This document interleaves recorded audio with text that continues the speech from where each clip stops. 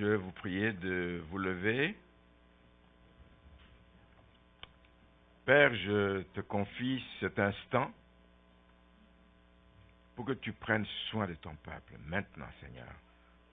En livrant ce message, Seigneur, que ce soit toi qui parles au cœur des uns et des autres.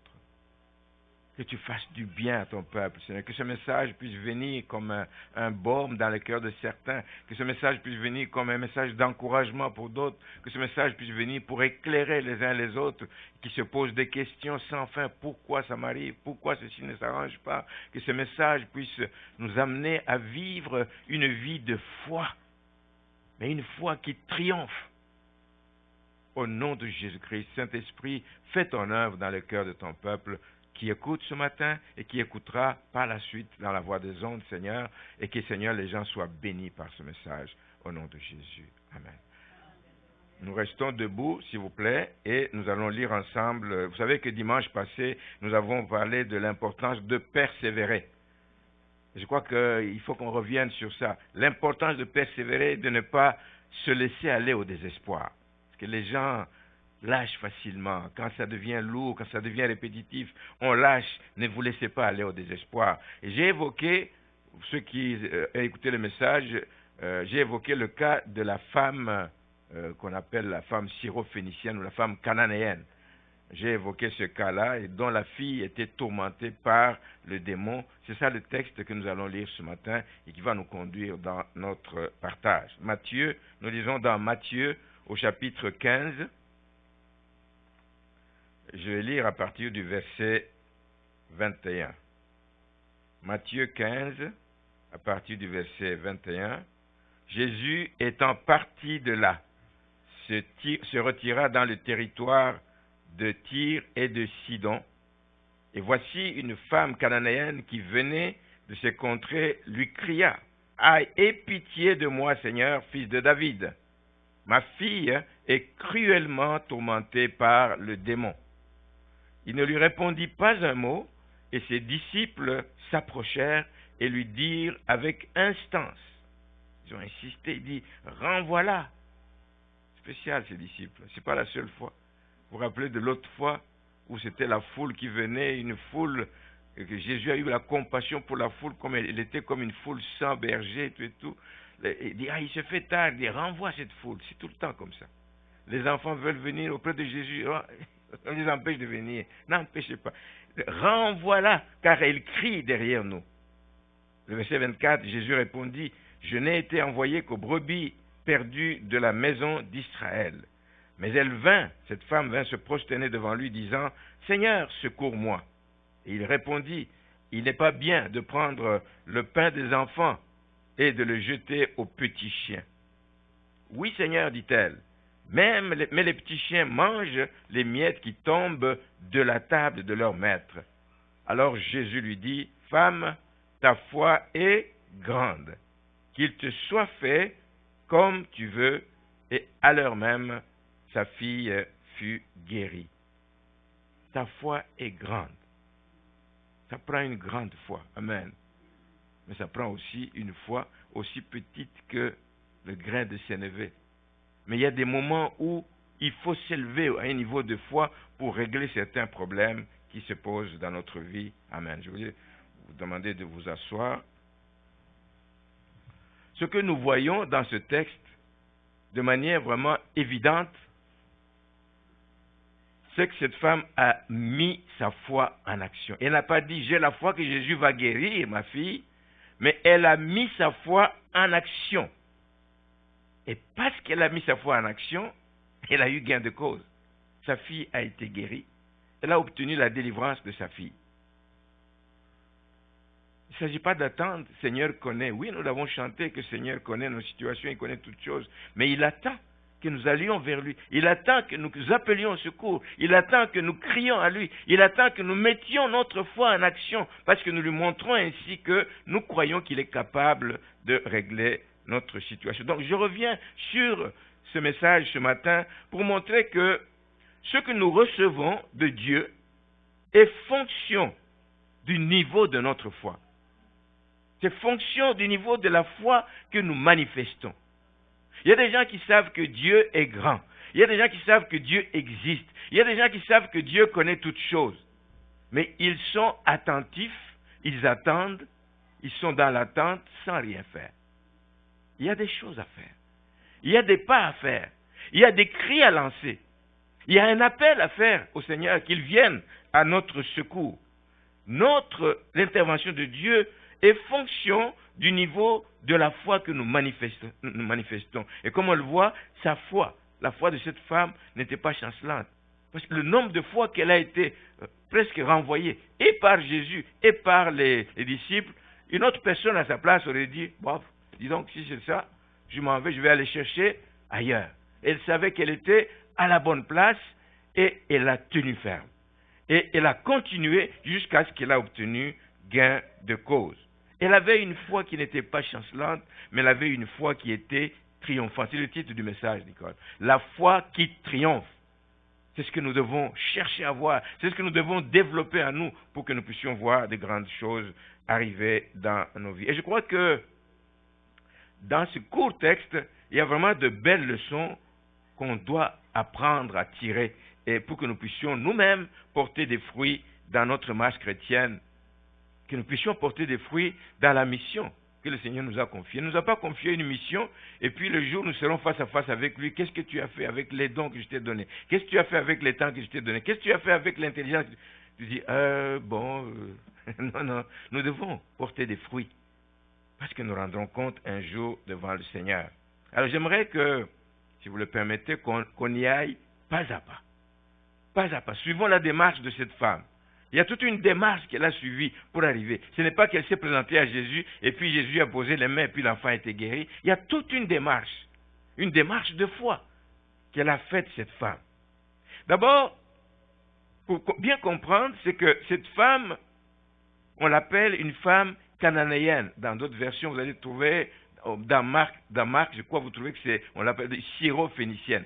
C'est la même chose. Donc, c'est une souche de Cananéens. Donc, c'est une femme cananéenne. Pourquoi on dit que c'est une femme cananéenne? C'est pour montrer justement que même si elle n'était pas juive, même si elle était considérée comme gentille, comme païenne aux yeux des Juifs, mais la grâce de Dieu, elle savait que la grâce de Dieu a été manifestée pour tous les hommes. Aujourd'hui encore, c'est vrai. La grâce de Dieu a été manifestée par la venue de Jésus. Elle est manifestée pour tous les hommes. C'est Tite qui dit ça dans le chapitre 2, verset 11. Que personne ne doit s'en priver. Quand la grâce continue à couler, tant que la grâce continue à couler, personne ne doit se priver de recourir à la grâce de Dieu. Dans ce temps-là, et les Juifs et les étrangers avaient le droit de recourir à la grâce de Dieu. Maintenant, sachant cela, cette femme était préoccupée. Évidemment, elle avait un gros problème. Elle avait même un gros chagrin. Elle avait même une situation qu'elle traînait, je ne sais dans combien de temps, mais elle était préoccupée, très préoccupée par la situation de sa fille. Et vous comprenez le cœur d'une mère. Hein? Tu vois une fille que tu as mise au monde, elle grandit, et puis tu vois des choses qui ne vont pas dans sa vie, et puis les années passent, et puis ça va en augmentant, les crises deviennent de plus en plus graves. Le cœur d'une mère est touché. Elle était préoccupée pour sa fille. Elle avait peut-être déjà rencontré, comme la femme à la perte de sang, peut-être qu'elle avait déjà visité et consulté plusieurs médecins. Peut-être qu'elle est allée chercher chez des marabouts, je n'en sais rien. Peut-être qu'elle a consulté beaucoup de gens. Le cœur d'une mère ne reste pas comme ça, attentif, sans rien faire, quand il y a un problème qui touche ton enfant. La mère se bat, la mère se démène, la mère prie, la mère court à gauche et à droite à la recherche de la solution pour son enfant. Et c'est ce qu'elle a fait. Elle avait déjà rencontré certainement des médecins. Ça n'a rien donné. C'est sûr qu'elle avait dépensé beaucoup d'argent. Toutes ces choses ne se font pas sans payer de l'argent. Mais tout ça s'est soldé sans succès. Elle avait toujours sa fille qui était tourmentée cruellement par les démons. Mais là, elle a entendu parler de Jésus. Comme beaucoup de gens dans la Bible, elle a entendu parler de Jésus. D'un homme qui allait de lieu en lieu, faisant du bien aux gens. Mais il doit être bon cet homme. Qu'il allait de lieu en lieu, guérissant les malades. Il dit, ah waouh, il faut que je le rencontre. Il faut que j'aille à la rencontre de cet homme. Et il s'est dit, puisque j'apprends qu'il passe dans notre région, il faut que je tire le maximum de profit. Il faut que je puisse la rencontrer.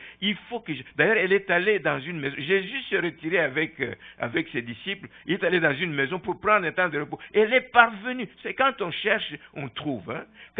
Elle est parvenue. Elle n'était pas invitée dans cette maison. Elle est parvenue à rentrer dans cette maison parce qu'elle avait besoin de rencontrer Jésus.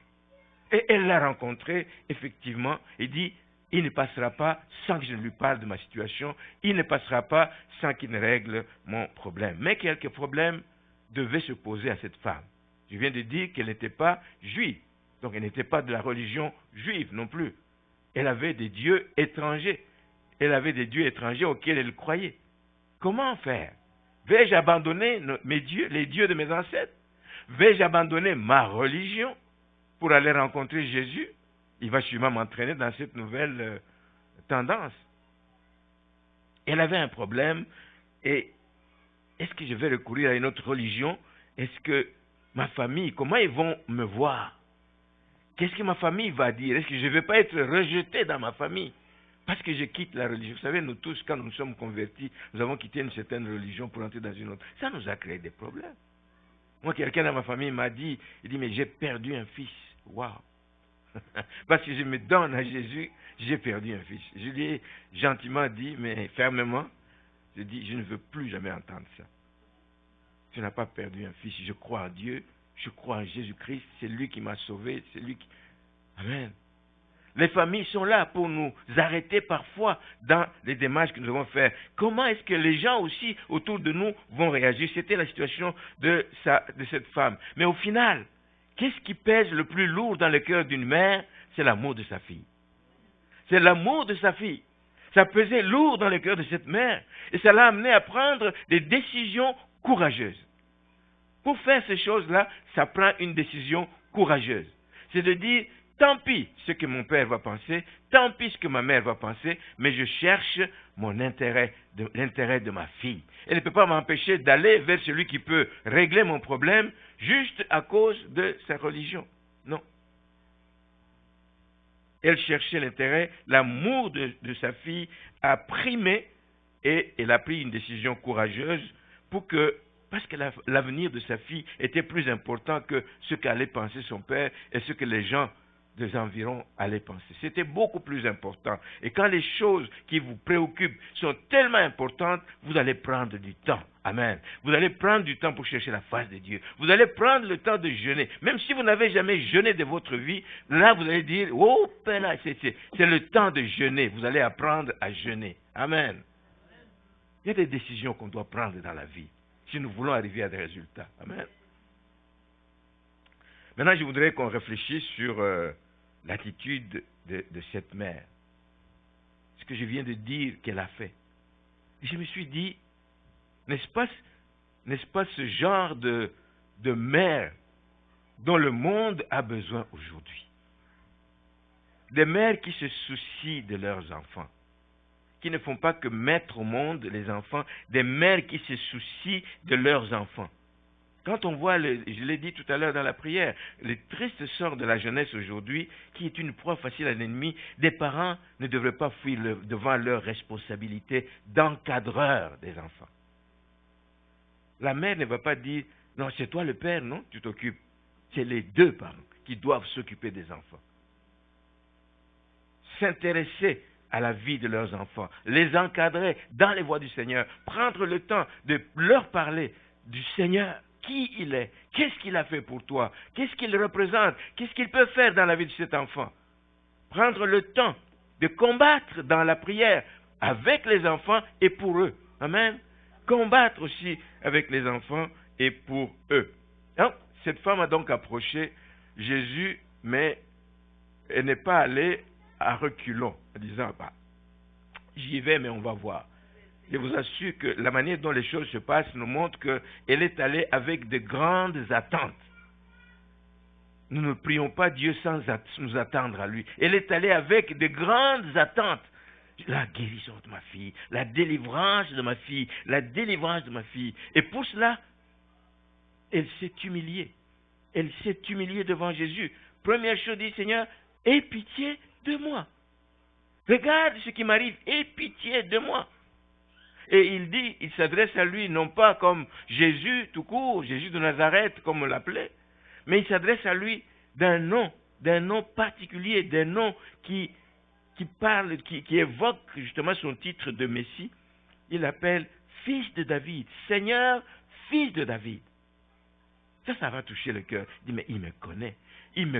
Il sait que, cette femme sait que je suis le Messie attendu. Donc, Fils de David, comme Bartimée l'a fait. Elle avait appris certainement, même si elle n'était pas juive, mais elle savait, elle vivait aux côtés des Juifs, etc. Elle avait appris que le Messie allait venir, que le Messie avait une mission. La mission était de délivrer les captifs, de rendre libres les opprimés, de guérir les malades et de faire du bien aux gens.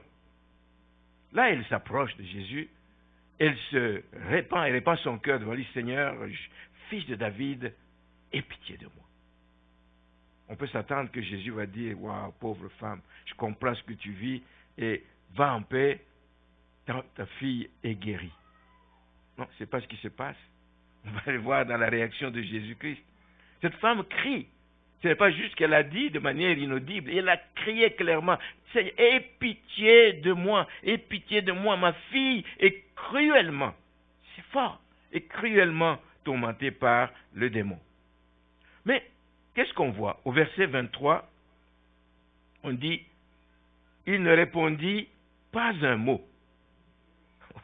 C'est une bonne façon d'accueillir quelqu'un. C'est comme s'il est indifférent. Comme si Jésus était indifférent à ce que... Et pourtant, il n'est pas indifférent parce que nous allons le voir. Il n'est pas indifférent. Et la même chose pour nous, bien-aimés. Des fois, nous crions à lui pour des situations. Des fois, nous prions pour que telle chose se débloque dans notre vie. Mais c'est le silence. On croit que Dieu est indifférent. On croit que le ciel a fermé les portes, ma prière ne monte pas jusqu'au ciel. Non. Cette indifférence n'est que apparence. Oui, Jésus ne répondit pas un mot, mais je ne sais pas comment vous vous seriez senti, vous, si vous étiez à la place de cette femme. Découragé. Peut-être même quelqu'un d'autre qui est impulsif pourrait dire, c'est lui là, dont on m'a parlé, un homme qui avait de la compassion, c'est lui, c'est comme ça. Peut-être qu'il aurait rebroussé chemin et dit, mais non, si c'est ça, moi je rentre chez moi. Cette femme ne l'a pas fait. Bien que ce soit le contraire de ses attentes, elle ne l'a pas fait. Bien que ce soit le contraire de ce qu'elle avait entendu de Jésus. C'était un homme qui a un cœur de compassion pour les malheureux. La compassion de Jésus-Christ, on en avait parlé partout, autour, etc., envers les malheureux. Mais elle, ce n'est pas ce qu'elle voit. C'est aussi le contraire. Je ne sais pas si elle connaissait la parole, mais nous pouvons le dire. C'est aussi le contraire de ce que Jésus a enseigné dans le Sermon sur la montagne, dans Matthieu 7, au chapitre 7. Demandez et l'on vous donnera. Frappez, cherchez et vous trouverez. Frappez et l'on vous ouvrira. Elle est venue, elle a frappé à la porte de Jésus. Seigneur, j'ai un cas difficile. Intervient. Silence. Jésus n'a pas répondu un mot. Plusieurs, bien-aimés, il faut le reconnaître, auraient abandonné dans cette circonstance. Mais cette femme a persévéré. La femme a persévéré. Et peut-être que, voyant que Jésus ne répondait pas, la Bible ne le dit pas, mais on peut supposer, parce qu'on voit que ses disciples sont intervenus. Moi, je me dis, peut-être qu'elle a parlé à ses disciples, elle dit, mais s'il vous plaît, dites à Jésus, quelle est ma situation? Peut-être qu'il n'a pas compris, dites-lui. Mais la réaction de ces gens-là aussi, c'était un revers qu'elle a subi. Ils croyaient qu'ils allaient intervenir pour que Jésus ait de la compréhension pour sa situation, mais c'est le contraire qu'elle a eu comme réponse. Elle a subi un autre revers. Les gens sur qui elle comptait, on dit à Jésus, quoi? Jésus, renvoie-la. Renvoie-la parce qu'elle nous dérange. Renvoie-la parce qu'elle nous dérange. Nous aussi, nous sommes parfois comme ça, aujourd'hui. Quelqu'un souffre, quelqu'un a de la compassion, il exagère. C'est toujours la même chose avec lui. Ayons de la compassion. Prions. Ayons un cœur de miséricorde et prions pour de telles personnes. Donc, après avoir subi les premiers revers, ceux sur qui elle comptait disent de la renvoyer parce qu'elle dérangeait. Et au verset 24, là, Jésus parle. Ah, tout d'un coup, Jésus parle. Jésus répondit, il dit, je n'ai été envoyé qu'aux brebis perdues de la maison d'Israël. Pensez bien que ce n'était pas des paroles rassurantes pour cette femme. Hein? Elle n'est pas bête, il dit, j'ai été envoyé pour les brebis perdues d'Israël. Mais moi, je ne suis pas d'Israël. Je suis cananéenne. Donc, il ne peut rien faire pour moi. C'est comme ça. C'est comme ça qu'elle peut réagir. C'est comme si Jésus dit, la priorité est réservée aux fils d'Israël, mais pas aux païens. Pas aux païens. Mais cette femme ne s'est pas découragée. Loin de se décourager, cette femme a continué à plaider sa cause. Elle a continué à plaider sa cause malgré ce qui apparaît comme un refus.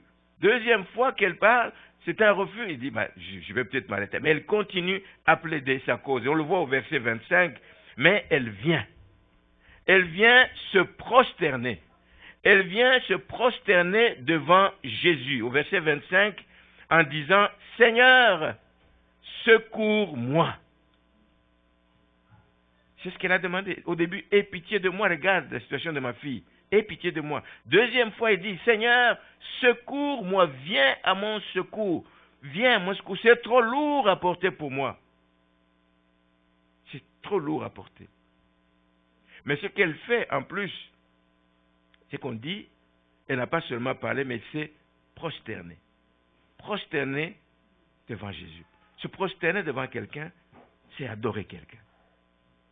C'est adorer. Prosternons-nous, c'est adorons Jésus. Elle s'est prosternée pour adorer Jésus. C'est un message fort qu'elle voulait passer à Jésus-Christ, pour adorer Jésus-Christ. C'est comme si elle disait à Jésus, mais je vais abandonner les dieux de ma religion. Je vais abandonner tous ceux à qui je m'attachais auparavant, parce qu'ils sont incapables de guérir ma fille. Je viens à toi parce que je sais que tu as le pouvoir de le faire. J'ai eu vent, j'ai entendu ce que tu as fait partout, tu es passé, comment tu as ouvert les yeux aux aveugles. Tout ce que tu as fait, je l'ai entendu. Je l'ai entendu. Donc, elle s'est prosternée pour adorer, et c'est un message qu'elle voulait passer au Seigneur.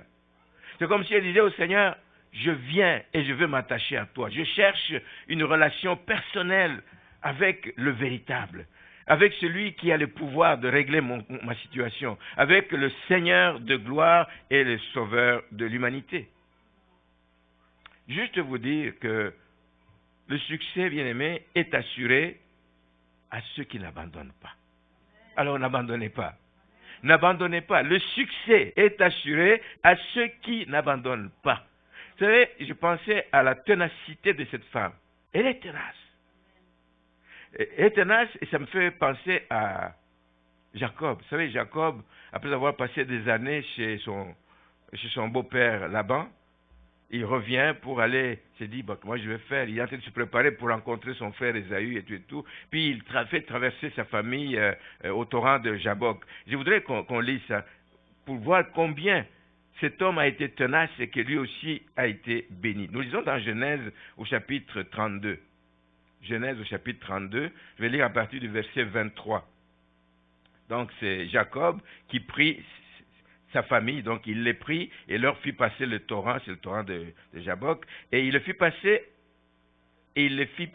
à tout ce qui lui appartenait, donc le bétail et tout le reste. Jacob demeura seul.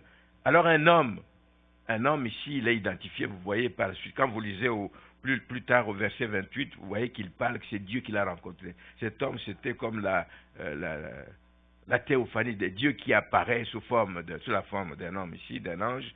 Et alors un homme lutta avec lui jusqu'au lever de l'aurore.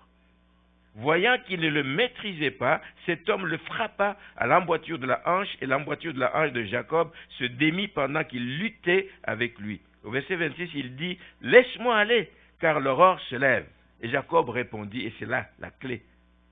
Jacob répondit, « Je ne te laisserai point aller que tu ne m'aies béni. Je m'accrocherai à toi. » Parce qu'il savait qu'il avait affaire à Dieu. « Je m'accrocherai à toi jusqu'à ce que tu me bénisses. » Et vous voyez au verset 28, justement, il dit que c'est « J'ai vu Dieu face à face ». Et au verset 29, il dit, Jacob l'interrogea en disant, « Fais-moi, je te prie, connaître ton nom. » Il répondit, « Pourquoi demandes-tu mon nom ?» Et il le bénit là. il le bénit là, à l'instant même. Dieu le bénit parce qu'il a lutté, il a persévéré, il n'a pas lâché, il n'a pas abandonné. Dieu le bénit. Et Jacob appela ce lieu du nom de Péniel, car, dit-il, j'ai vu Dieu face à face et mon âme a été sauvée. Ne trouvez-vous pas qu'il y a une ressemblance avec la femme cananéenne, et dont on n'a même pas encore fini le parcours? Il y a une telle ressemblance, parce qu'elle aussi va s'accrocher à Jésus jusqu'à ce que Jésus la bénisse, jusqu'à ce que Jésus intervienne dans sa situation. Et il lisait certainement en elle les paroles d'un chant que je chante ici, mais que vous ne connaissez pas. Je ne sais pas comment vous ne connaissez pas ce chant. Il y a un chant qui dit « Je l'ai rencontré, celui que j'aime. Oui, je l'ai trouvé, celui que je cherchais. Jamais je ne le lâcherai plus. » Jamais je ne le lâcherai plus. J'aime beaucoup ce chant. Ah non, je ne vais pas chanter. Amen. Amen. Je l'ai rencontré. Puisque je l'ai rencontré, je ne le lâcherai plus. C'était les paroles. Je devine. C'était ce qu'elle se disait en elle-même. Je l'ai rencontré, je ne le lâche. C'est comme Jacob. Je ne te laisserai point. Allez, que tu ne m'aies béni. Accrochez-vous au Seigneur. Accrochez-vous. C'est long, c'est pas long, c'est difficile. Peu importe. Accrochez-vous au Seigneur. Amen. Et vous verrez la gloire de Dieu. Amen. Et c'est accroché à Jésus. Et donc, que cela soit aussi votre attitude quand vous vivez des moments difficiles. Je ne sais pas chez vous, ça ne vous arrive pas de vivre des moments difficiles, mais moi, ça m'arrive. Et je m'accroche au seul en qui j'ai confiance. Je m'accroche au seul qui peut m'aider dans ces circonstances-là. C'est Jésus-Christ. Amen. Et c'est accroché donc à Jésus. Verset 26, dans ce passage, on voit que Jésus intervient à nouveau. Après qu'elle ait crié à lui encore une fois, il dit « Seigneur, secours-moi ». Et au verset 26, Jésus réagit encore. Il répondit et à nouveau, et cette fois, il va donner une réponse. On croirait que ça allait être meilleur que les autres réponses.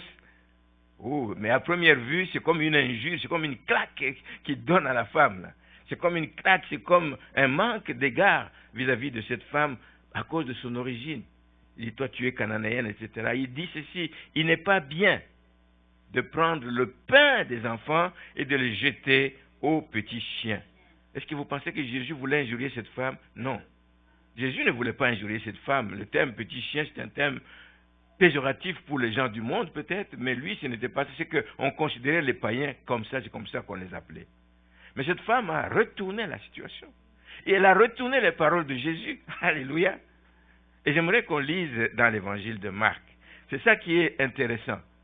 Quand vous lisez un passage qui se retrouve dans deux endroits différents de la Bible, lisez les deux. Peut-être vous allez voir une petite lumière qui va vous aider à mieux comprendre le pourquoi et le comment des choses. Dans Marc, on rapporte les paroles de Jésus-Christ au chapitre 7, le verset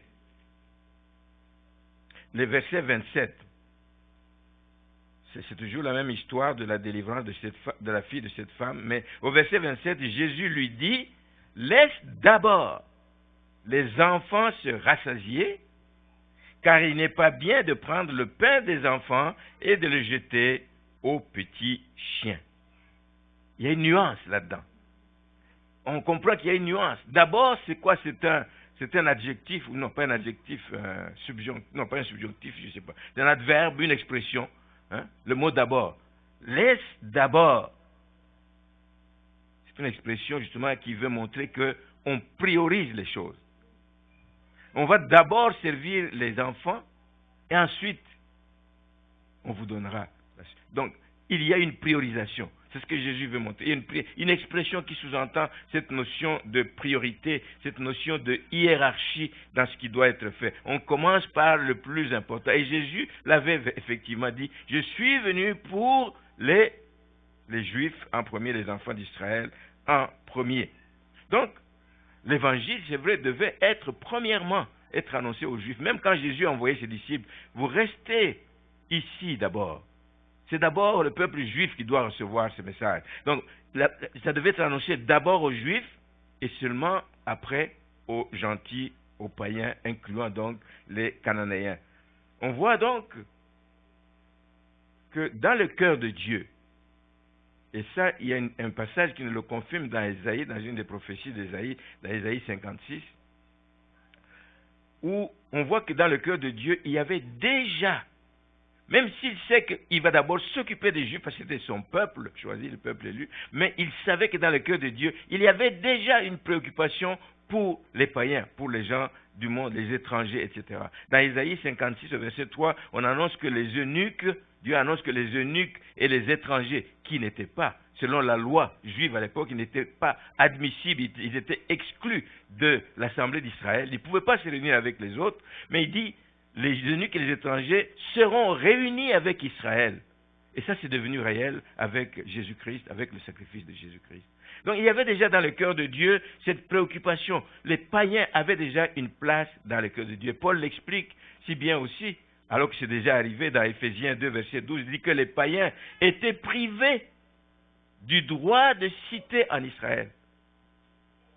Et ils étaient étrangers aux alliances. Ils ne pouvaient pas prétendre aux alliances. C'était réservé aux alliances de la promesse. Mais au verset 13, mais ils ont été rapprochés par le sang de Christ. Des deux, il n'en a fait qu'un. Amen. Il n'y a plus de différence, ni plus de juifs, plus de païens, etc. Il n'y a plus de différence. Donc c'est cela. Jésus intervient, il dit cela, mais la femme saisit la balle au bon. La femme saisit la balle. Les propos qu'elle a tenus, cette femme par la suite, sont peut-être, lisons le texte au verset 27, il dit, oui Seigneur. Le Seigneur vient de lui sortir comme une bombe là qui pouvait l'affaisser. Il dit, oui Seigneur, dit-elle, mais les petits chiens mangent les miettes qui tombent de la table de leur maître. Waouh! Il y a chien et chien. Vous qui aimez les animaux ici, de compagnie, il y a des chiens de compagnie, il y a des chiens errants.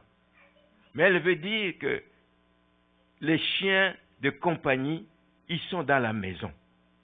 Les chiens de compagnie sont dans la maison. Ils sont là sous la table, ils attendent les miettes qui vont tomber et ils vont manger. Elles se considèrent, elles se rabaissent.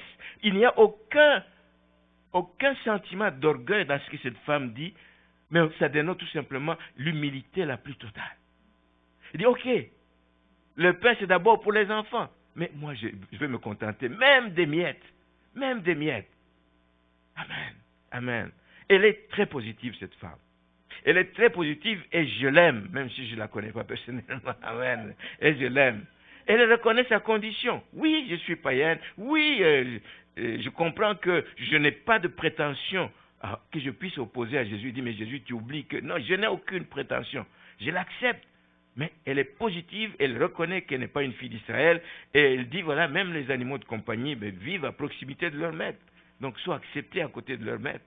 Alors, accepte-moi, etc. Elle s'humilie, bien-aimée, et c'est ce que nous devons faire devant le Seigneur. Nous n'avons pas de prétention devant le Seigneur. Elle s'humilie parce qu'elle veut établir sa relation avec le maître. Elle veut que le Seigneur l'accepte, la coopte, parce qu'elle a une pleine confiance en lui. Elle a une pleine confiance en lui. Et c'est ce que Pierre, l'apôtre Pierre, nous encourage à faire. Nous encourage également à adopter une telle attitude afin que le Seigneur puisse accéder à notre prière. Nous devons nous humilier devant le Seigneur. Nous devons nous humilier. Il dit, dans 1 Pierre 5, le verset 6, il dit, « Humiliez-vous donc sous la puissante main de Dieu. Humiliez-vous, afin qu'il vous élève au temps convenable. Et déchargez-vous. » Vous commencez par vous humilier. Ensuite, déchargez-vous sur lui de tous vos soucis, car lui-même prend soin de vous. C'est tout ce que nous avons chanté ce matin. Il prend soin de nous. Il est là quand nous sommes seuls, quand nous sommes déprimés, quand nous sommes dans le flou total, on ne voit pas où on s'en va. Le Seigneur est là. Il va prendre soin de vous. Tout ce dont cette femme avait besoin, c'est que Jésus use de sa grâce. Je n'ai aucune prétention, Jésus, mais use de ta grâce et accorde-moi ce que mon cœur désire. Amen. Elle a commencé par faire de lui ses délices. Elle a commencé par montrer qu'elle l'aime. Elle a commencé par elle se soumet à lui, qu'elle a confiance en lui. Elle a fait de lui ses délices et le Seigneur va lui donner ce que son cœur désire. Alors, nous devons placer nos fardeaux, bien-aimés, en toute confiance. entre les mains du Seigneur. Nous devons les placer en toute confiance. Et comme la Bible dit dans le livre d'Ecclésiaste au chapitre 7, mieux vaut la fin d'une chose que son commencement. La manière dont l'histoire de cette femme a commencé, personne ne pouvait savoir l'issue que ça a pris. Personne ne pouvait deviner que ça allait se terminer comme ça s'était. Mieux vaut la fin d'une chose que son commencement. Mieux vaut un esprit patient qu'un esprit hautain. L'orgueil, ça ne vous mène nulle part. Ça vous mène vers la chute, merci. Ça vous mène vers la chute. Tandis que l'humilité précède la gloire. Cette femme s'est humiliée et elle va avoir gain de cause. Ainsi donc, bien-aimés, la foi inébranlable de cette femme a porté des fruits. Elle a porté des fruits. Tout ce qu'elle a dit, tout ce qu'elle a fait, Jésus observait. Ça a touché Jésus-Christ. Ça l'a touché au plus profond. Et Jésus a loué même cette femme.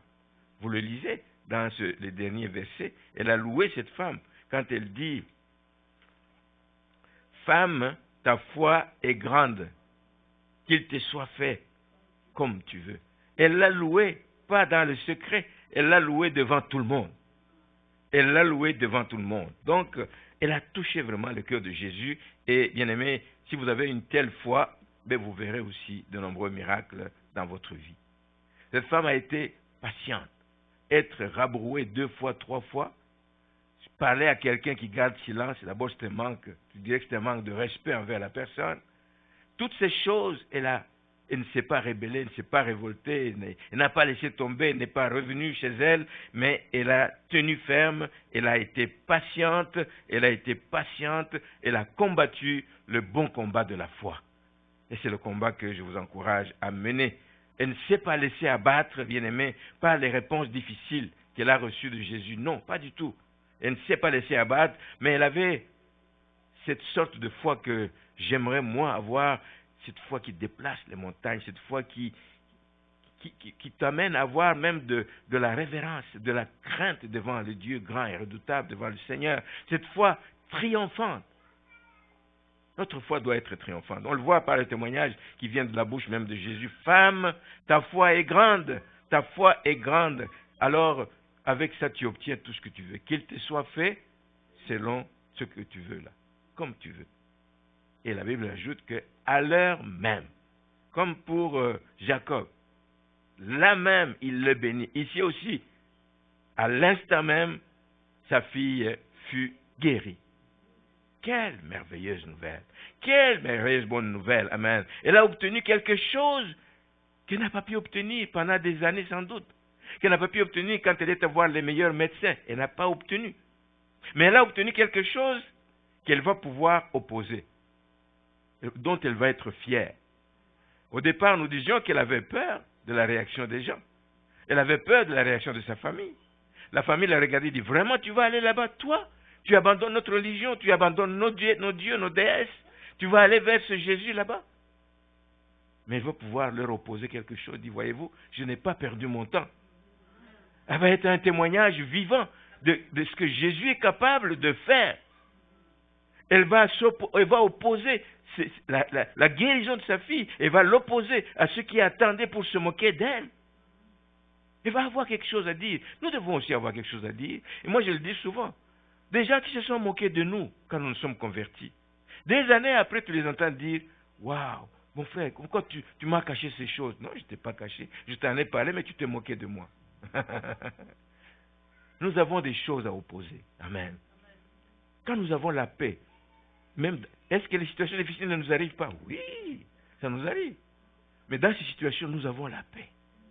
Nous savons que celui qui est à nous est plus fort que celui qui est dans le monde. Amen.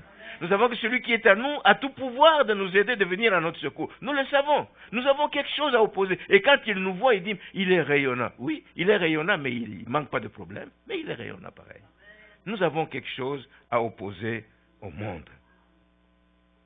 Et j'imagine que même vis-à-vis de ses disciples, même vis-à-vis de ses disciples qui voulaient l'empêcher, il disait, renvoie-la, renvoie-la.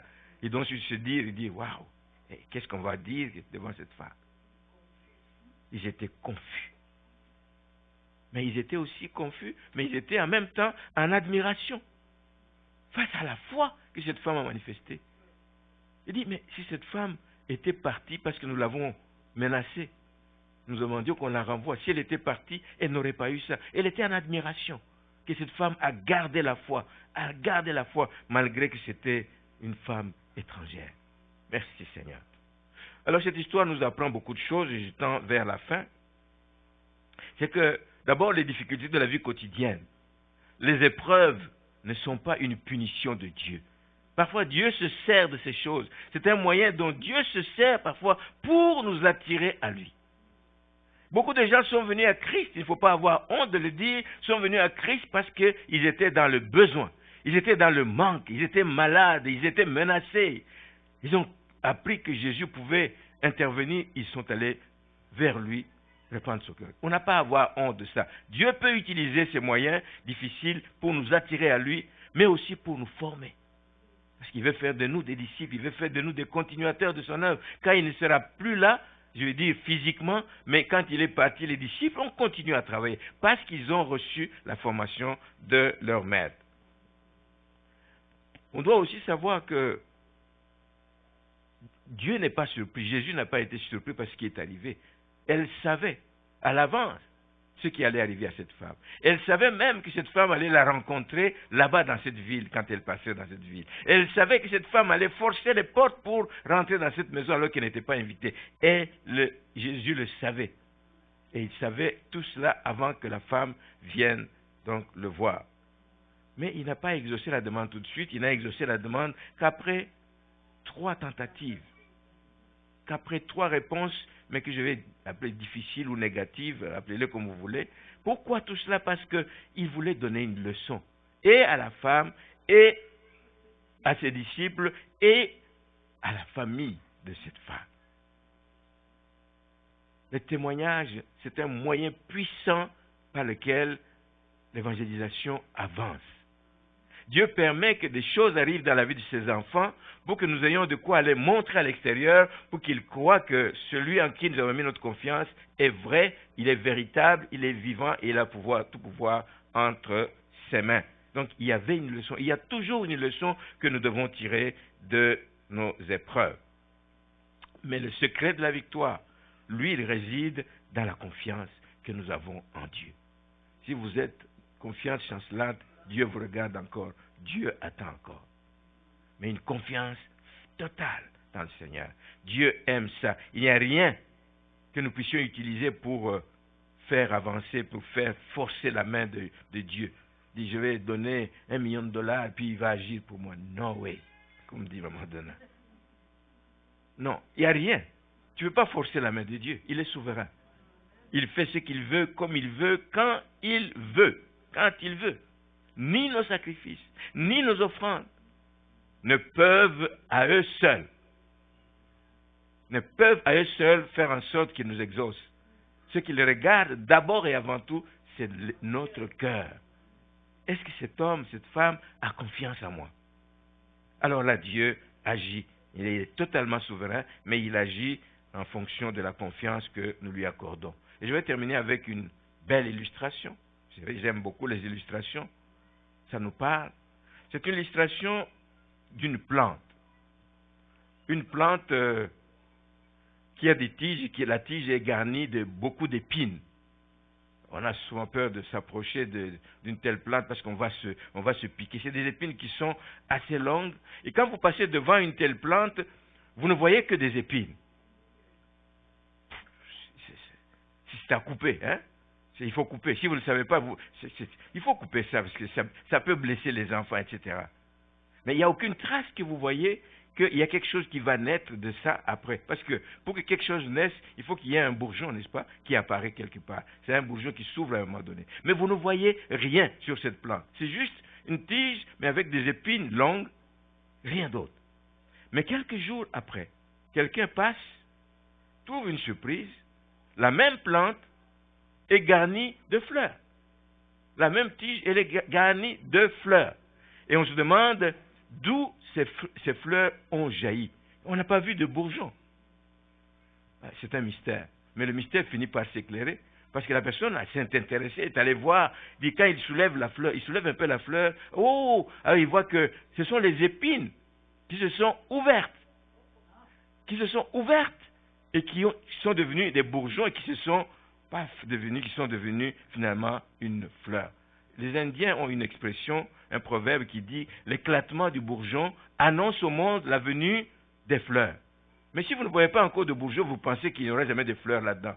Mais les bourgeons là peuvent venir même à partir des épines. Voici ce que Dieu fait dans la vie de ses enfants. Cette plante est vraiment symbolique de ce qui se passe dans nos vies. C'est symbolique parce que la souffrance, elle est comme cette épine, une épine qui blesse. On ne veut pas s'approcher, on veut s'en débarrasser, etc. La vue d'une épine n'a rien de réjouissant. La souffrance dans la vie d'un enfant de Dieu n'a rien de réjouissant. Mais un jour, bien-aimé, un jour viendra où, au milieu de la souffrance, une grande bénédiction va jaillir. Une grande bénédiction va s'épanouir pour le croyant comme cette fleur. Un jour va arriver parce que qui commande toutes ces choses, c'est Dieu. Une bénédiction qui sort des turbulences, une bénédiction qui sort des moments de détresse qu'une personne vivait, c'est Dieu qui peut faire. C'est pour ça que Paul se glorifie. Paul se glorifie même quand il est affligé. C'est dans Romains 5, je crois. Il se glorifie même quand il est affligé. Parce qu'il sait que l'affliction produit la persévérance. Amen. Comme si s'il n'y a pas d'affliction, il n'y a pas de persévérance. Les gens trouvent que tout est normal, tout est beau, tout est beau. Et le jour où il y a le moindre problème, ils disent, mais comment ça? Et tu t'arrêtes là, tu passes ton temps à pleurnicher, à te plaindre. Où est Dieu? Il m'a oublié, il m'a abandonné, il m'a lâché. L'affliction produit la persévérance et la persévérance produit la victoire dans l'épreuve. C'est dans l'épreuve que ça se passe. C'est dans l'épreuve que ça se passe. Paul se glorifie même quand il est affligé. Maintenant, quelle est votre réaction? Quelle est votre réaction à la douleur? Quelle est votre réaction au moment des épreuves? Quelle est votre réaction? Est-ce que vous perdez le sang-froid, oubliant que vous avez Jésus avec vous? Oubliant que vous pouvez recourir à lui, oubliant que vous pouvez crier à lui, la nuit, le jour, n'importe où, n'importe quand, même dans la vallée de l'homme de la mort, on n'a pas à craindre de mal parce qu'il est avec nous. Est-ce que vous perdez le sang-froid et vous commencez à vous plaindre, comme je disais tout à l'heure? Si Dieu existe, pourquoi il n'est pas intervenu dans ma situation? Il y a des gens qui sont encore comme ça. Mais il connaît. Même quand tu souffres, il connaît ta situation. Mais continue à crier à lui, continue à lui faire confiance et il viendra à la délivrance. Est-ce que vous perdez le sang-froid? Est-ce que vous laissez ces moments difficiles développer en vous la patience? Ça, c'est une autre réaction. Les moments difficiles viennent, mais ça m'aide à développer la patience. Je m'attends à toi. Je m'attends. On le chante, mais est-ce qu'on s'attend à lui? Il faut que ces moments difficiles nous aident, bien-aimés, à développer la patience et nous amènent à compter sur la grâce de Dieu. Elle est disponible. Elle coule encore aujourd'hui. Amen. Et je voudrais vraiment terminer en disant que c'est la recommandation que je vais vous faire ce matin. Dans les moments difficiles, attendez-vous à Dieu. Dans les moments difficiles, appelez-le au secours. Mais soyez patients.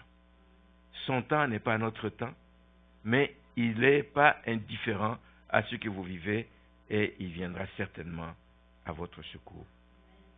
Je l'apporte parce que je sais qu'il y a de la souffrance. Il y a de la souffrance dans les familles, il y a de la souffrance dans l'église, en dehors de l'église, dans nos propres familles. Il y a de la souffrance. Si on devait écouter les gens, savoir ce qu'ils traversent, ce qu'ils vivent, il y a de la souffrance. Mais je prie, Seigneur, ce matin, et nous allons prier ensemble, que le Seigneur intervienne, qu'il vous donne cette force spéciale qu'il y avait dans cette femme, pour que vous puissiez avoir gain de cause. Gain de cause. Et c'est possible avec le Seigneur. Nous allons nous incliner.